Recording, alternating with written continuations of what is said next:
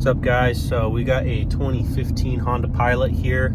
It's making a really bad droning noise or a humming noise, especially around 45 miles an hour. Then it kind of goes away and then kind of comes back at like 60 or so. Kind of varies. Getting up to speed here. Might have to turn the volume up to see if you can hear it. So right there is 45. That or not. But what's weird is I thought it was like an air drone, like when you blow air over a bottle. So I tried taping some stuff up like on the bumper and on the roof rack because I have one of those. Didn't change anything. But what I learned is if you go while it's droning and if I jerk the wheel to the right, it goes away. When I go to the left, it doesn't. So I'm at 45 here. I'm not sure if you'll be able to hear it. And I'll swerve real quick. I don't know if you can hear it go off and on. And that kind of tells me that it has something suspension related or on the undercarriage for sure. It can't be air on top because the airspeed's the same. I tried shifting into neutral at this speed, revving up the engine, no change. So that would eliminate any exhaust drone or if there's an exhaust leak making that noise. So no change there. I just jacked up the car on the back and wiggled the tires side to side. There's no play, it's tight, which is weird because usually when a wheel bearing's bad you can clunk, clunk, clunk, clunk. It has just a little bit of play and it doesn't. So I think this is the early stage of a bad wheel bearing. So I'm pretty sure that's what it is. So if I jerk the wheel to the right, which would put all the weight on the left side of the wheel and left side of the vehicle, lift up the right side, the passenger side of the vehicle, the sound goes away. It kind of tells me that it's going to be on the right side wheel bearing. And it sounds to me, I can just hear that it's coming from behind me as I'm driving. So kind of points towards the rear passenger side rear wheel bearing. So I'm gonna get one ordered and we'll jack it up, pop that off, and put a new one on and see if that fixes our issue. Okay, so we got the car pulled in. 2015 Honda Pilot, about 150,000 miles. First, you're gonna take off the tire, jack it up, jack stand. Then we're going to take off the brake calipers so we can take off the rotor. And it's going to be two 17mm bolts, one right there and one right there. Okay, so I pulled off the brake caliper with these two 17mm bolts. Now we'll take off the rotor. So there's these two Phillips. I think they're number 3 Phillips. So you use those to release this rotor. Make sure you have a number 3 so you don't strip them out. And yeah, this is kind of a good angle. So when I would turn the wheel to the right, going down the highway, kind of give it a really sharp right hand jerk, just a little one of those. The weight of the vehicle goes to that side, which takes this weight off. So that's my theory on relieving the pressure on this wheel bearing. And when I had the wheel on, I could take it. And usually when wheel bearings are bad, you can have both hands, one here and one here, and go clunk, clunk, clunk, clunk, or up and down, clunk, clunk, clunk. But this one's tight, which kind of had me confused, but I think it's in the early stages of being worn out. So we're gonna put a new one on and see if that fixes the sound. Okay, so I got the two number 3 Phillips. It's kind of the fatter of the Phillips so that it fits in there nicely. Those you do not want to strip. So now I'll have to probably hit this with a hammer to release it since it's kind of rusted on there. And then we'll take off our axle nut, which I believe is a 36, but I'll figure it out and tell you. Then take a screwdriver and go in this little slot right there. I just used a hammer to tap it in, kind of pry that out since they have it bent in there, so now it should be rounded. I'll grab my socket here. And it is indeed a 36 millimeter. So we're gonna break that bad boy off. Well, not break it off, but take it off. You'll have to do one of these numbers, get a pry bar in between the lugs, make sure it's all the way over, so if you do dent some threads, or put the lug nuts on and pry off that. But I just went all the way in because you can tell where the threads only catch to there between the rotor and the tire, so it'll be okay. But maybe put the lug nuts on so you're prying on that, and then it'll give you something to pry against. The next step is to take the 4 17 millimeter bolts that hold the hub on. You can see one right there, 1, 2, 3, 4 in a square shape. So on this back side, we have 1, 2, and these other ones you'll have to see right there, right next to the CV axle, 3 and 4. It'll be a little tricky, so I've got a breaker bar with an extension, and then I'm just using my finger to unscrew them since they can unscrew by finger. It's a little tough with the 1/2 inch ratchet, but maybe if you had an extension or a U-joint type, wobbled type adapter to get it at an angle, you could do it that way too. Okay, so I got the 4 17 millimeters out, the breaker bar. Some of them I was able to use the ratchet. Now make sure your axle isn't seized in the splines. And now we just have to de-seat this wheel bearing assembly. So I'm gonna try just hitting this with a hammer. Get a dead blow.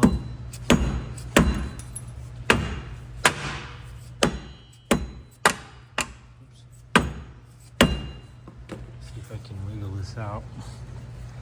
A minute. Okay, so I whacked it a couple times. Then I'll put my pry bar just like that. I'm just working it side to side. See the little crack right there, so it's starting to separate. Here's the new one. What you're trying to do is de-seat this race, because this is a clearance fit, so it's going to be a little tight coming out. So I'm just sitting here working this back and forth. Okay, so just worked it free. And then comes off like so. So I guess I lied to you in the first section. I told you not to pry on the threads, but I forgot we got new threads. So when we're going on, that's when we want to be careful. So let's do a little comparison on these. See if I can set up the camera real quick. Okay, so here we have the old one. You know, it spins pretty good, but I can just, yeah, see, right? I could just feel it kind of, not grinding, but like a rubbing feeling. I mean, it still feels tight, a little resistance, but like this one just feels smooth all the way around. So this sounds like, looks like it should fix our problem here. Okay, I'm just gonna make sure this race is clean. I'm gonna get a rag and clean up all this dirt, some brake cleaner, so that that's a nice tight fit. And then I'll start installing my 4 bolts again. Okay, so just go back on, 4 bolts on the back, 17 millimeter, get those tight. And then we'll put our main axle nut back on, and that torque specs to 181 pounds. So we'll torque that, and then we'll just take a screwdriver at this angle and pound that into that little divot so that it locks it in place. Put our brake caliper back on. These 2 little spacers fell out. And they just go on the back side of the caliper right here, or the caliper bracket, I should say. So those 2 just go there. Oops. Oops again. And then put the rotor on. wheel on and we'll go for a test drive and see if that fixed our problem. Okay, so we just let it down, torqued the lug nuts. We call for 80 to 94 foot-pounds. So I did that and torqued our main axle nut, put the brake caliper back on. Now let's go for a test drive and see how it sounds. Okay, go for the first test drive here. I'm on a gravel road. I don't know if you guys can hear the road noise through the car, but getting up to, yep, there's 45.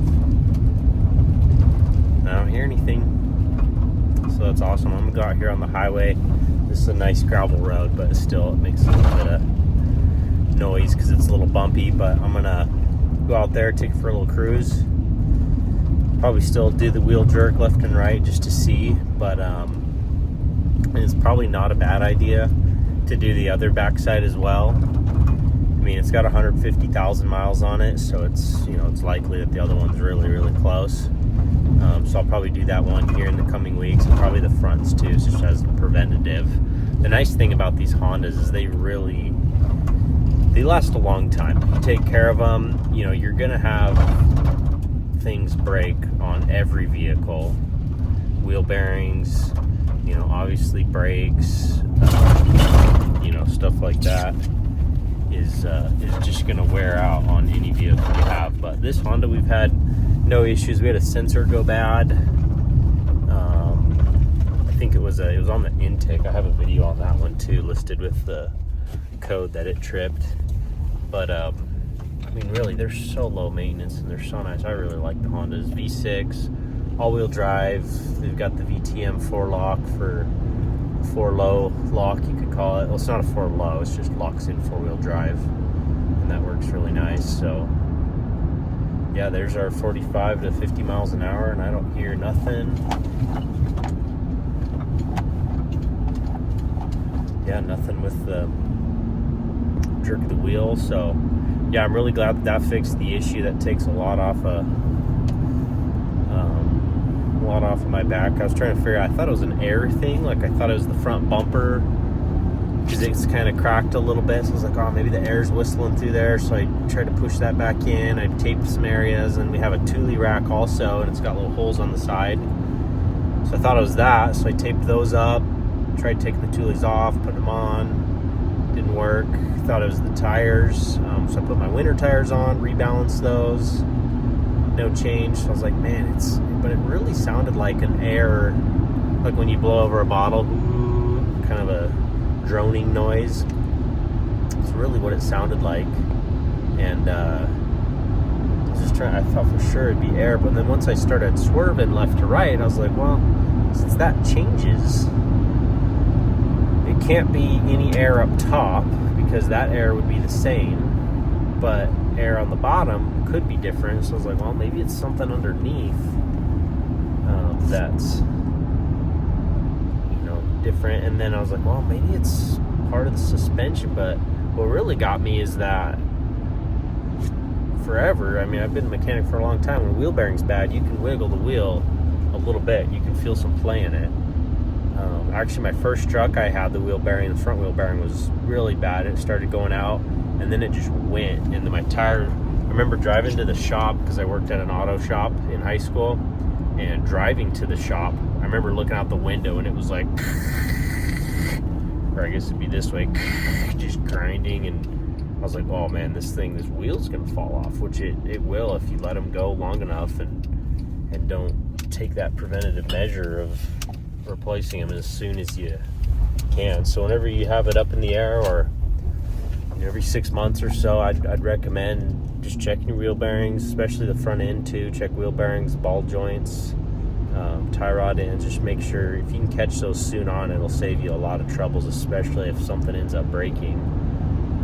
Especially on the front too, because not so much with the Hondas, but maybe bigger vehicles like my old Suburban. I have an older Suburban, a 2000 3/4 ton, and its front end was really bad, and I was kind of scared because I was like, man, if I'm in 4-wheel drive and I'm off-roading or going up a steep hill, or this one job I was pulling a trailer, and I was like, dude, there's a lot of torque where it's trying to pull that wheel in, you and if it could literally snap a tie rod, which with like performance trucks, like especially the Duramaxes are notorious for it, doing four-wheel drive launches, there's so much power going to those front wheels, and they're trying to torque themselves in, they'll just snap the tie rod.